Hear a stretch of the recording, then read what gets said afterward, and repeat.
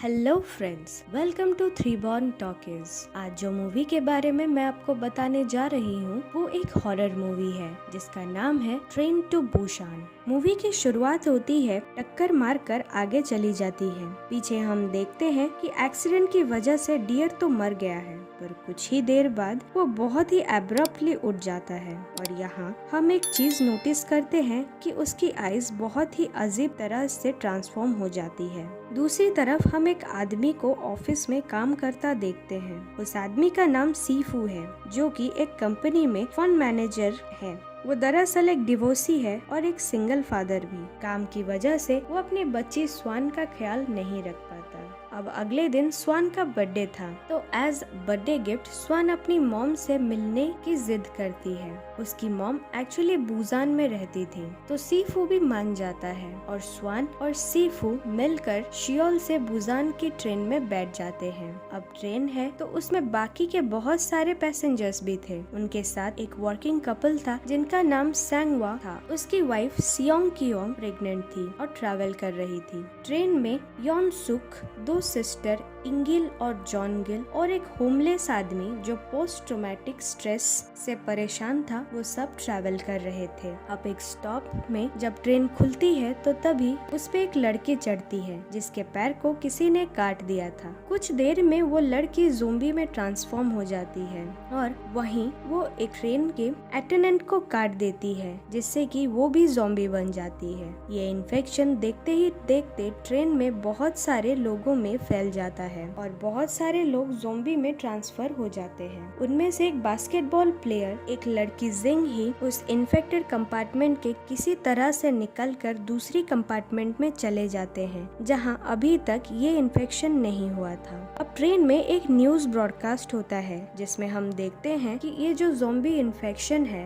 ये दरअसल बहुत सारे प्लेसेस में हो चुकी है और तेजी से फैल भी रही है। अब थोड़ी ही देर में ये ट्रेन डेजोंग स्टेशन पर रुकती है और बचे कुचे पैसेंजर्स वहां से उतरकर सिटी की तरफ भागने लगते हैं, पर यहाँ भी वही सेम हालत होती है।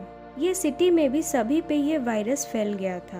अब सारे पैसेंजर्स ये ज़ोंबीज को उनकी तरफ आता देख फिर से ट्रेन की तरफ भागते हैं और इतनी भगदड़ में सब अलग अलग कंपार्टमेंट में बैठ जाते हैं। इसी ट्रेन का कंडक्टर ट्रेन को बुसान लेने की तैयारी करता है, क्योंकि उसे पता चलता है कि बुसान में ये वायरस अभी तक नहीं फैला है। सीफू, सैंगवा, यांगकुक इस अंधेरे में भी उस ट्रेन में रास्ता ढूंढते हुए स्वान, इंगल और सियोंग से फाइनली मिल लेते हैं। अब ये 6 लोगों को अभी तक ज़ोंबीज ने अटैक नहीं किया था, इसीलिए ये 6 लोग आगे की कंपार्टमेंट में जाने की कोशिश करते हैं, पर रास्ते में इन्हें बहुत सारे ज़ोंबीज से लड़ना पड़ता है। अब फाइनली वो आगे की कंपार्टमेंट में पहुंच जाते हैं, जहां बहुत सारे पैसेंजर्स विदाउट इन्फेक्शन सही सलामत बैठे थे। पर इस कंपार्टमेंट में एक आदमी था, योनसुक। वो उन्हें इस कंपार्टमेंट में आने नहीं देता। वो बहुत ही सेल्फिश इंसान था। उसे लगता है कि ये 6 लोग ज़ोंबी इन्फेक्टेड लोग हैं। उसकी बातों में आकर बाकी के पैसेंजर्स भी इन 6 लोगों को अंदर नहीं आने देते। अब इस हाथापाई में और 2 लोगों की जाने जाती हैं। इस बार सैंगवा और इंगल इन ज़ोंबीज के हाथों बलि चढ़ते हैं। ये दोनों एक्चुअली खुद को सैक्रिफाइस कर देते हैं, जिससे कि ज़ोंबीज का ध्यान भटक जाए और बाकी के 4 लोगों को थोड़ा ज्यादा टाइम मिले, जिससे कि वो आगे की कंपार्टमेंट की डोर को खोलने का कोई रास्ता निकाले और आगे की कंपार्टमेंट में पहुंचकर सेफ रहे। ये सब देखने के बाद योन सुक ये 4 लोगों को एक अलग चैम्बर में आइसोलेट करके रख देता है। वो ये सोचकर कि अगर इनमें से कोई भी इन्फेक्टेड हो तो वो वहीं रहेगा, कंपार्टमेंट में नहीं आ पाएगा, जिससे कि कंपार्टमेंट हमेशा सेफ रहेगा। पर वो यहाँ इतना करते करते दूसरी तरफ जॉन गिल अपनी बहन इंकिल को ज़ोंबी बनता हुआ देखती है और इतना पेन वो अकेले सहता नहीं देख पाती, तो वो खुद ही वो कंपार्टमेंट का डोर खोल देती है, ऐसे मोमेंट में वो उसके साथ रह सके। अब जब वो दरवाजा खोल देती है तो सारे ज़ोंबीज उस कंपार्टमेंट में घुस जाते हैं और बाकी के बचे पैसेंजर्स को भी मारने लगते हैं। अब पूरे ट्रेन में जिस चैम्बर को योनसुक ने आइसोलेट किया था, वही चैम्बर अब सही सलामत है, जिसमें कि सीफू, स्वान और सीयोंग थे। दूसरी ओर ट्रेन अटेंडेंट और योन सुक उस कंपार्टमेंट के वॉशरूम में किसी तरह छुप जाते हैं, जिससे कि वो दोनों भी अभी तक जिंदा हैं। अब थोड़ी दूर नेक्स्ट स्टेशन पर आगे की लाइन बंद थी, इसीलिए जो जिंदा बचे लोग हैं उन्हें एक अलग ट्रेन ढूंढनी थी। अब सीफू, स्वान, सीयोंग बाकी के बचे लोगों से अलग हो जाते हैं। दूसरी तरफ योन सुक तो सेल्फिश था ही, इसीलिए जब ज़ॉम्बीज को वो अपने पीछे देखता है तो वो खुद को बचाने के लिए पहले ट्रेन अटेंडेंट और फिर जिंग ही को ज़ॉम्बीज की तरफ फेंक देता है, जिससे ये दोनों को ज़ॉम्बीज काट लेते हैं और इनकी डेथ भी हो जाती है। जिंग ही उनको काटने के बाद योंग कुक बहुत ही शॉक्ड और दुख में चली जाती है और बिना अपनी जान की परवाह किए उसी के साथ रहती है। पर कुछ टाइम बाद वो भी ज़ॉम्बी में ट्रांसफर हो जाती है, जिससे कि वो योंग कुक को भी काट लेती है और इससे वो वहीं दोनों की डेथ हो जाती है।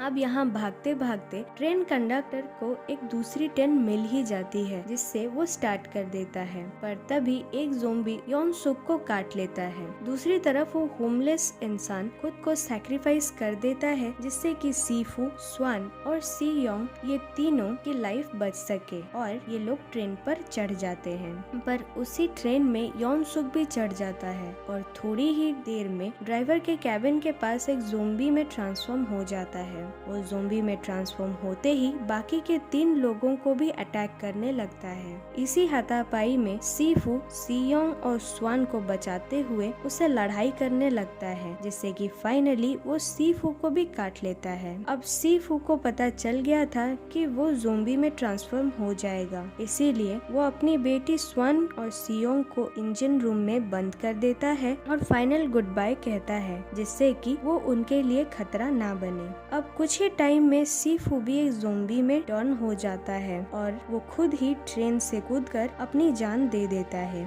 मरते वक्त भी वो अपनी बेटी की पहली झलक सोचकर मरता है, जैसे पहली बार उसकी बेटी को जैसे पकड़ा था, ये सब उसकी आंखों के आगे आने लगता है। अब फाइनली ट्रेन बुशान पहुंच जाती है, जहां बस 2 ही सर्वाइवर स्वान और सीयोंग उठकर एक टनल के थ्रू बाहर आते हैं। टनल के दूसरी तरफ आर्मी थी, जो कि बुशान सिटी को ज़ॉम्बीज से बचाने में लगी थी। जैसे ही उन्हें किसी के आने की आहट सुनाई देती है, उन्हें लगता है कि ये दोनों ज़ॉम्बीज हैं। वो उन्हें शूट ही करने वाले होते हैं, तभी वो एक गाना सुनते हैं। एक्चुअली स्वान ही रो रो कर एक गाना गा रही थी, जो सॉन्ग वो मूवी के शुरुआत से ही अपने पापा के लिए परफॉर्म करना चाहती थी, पर अब वो उनकी याद में ही वो सॉन्ग गा रही थी। ये सुनते ही आर्मी समझ जाती है कि ये दोनों सर्वाइवर्स हैं और रियल ह्यूमन बीइंग हैं। अब वो उन दोनों को सही सलामत लेकर आने के लिए दौड़ती है और यहीं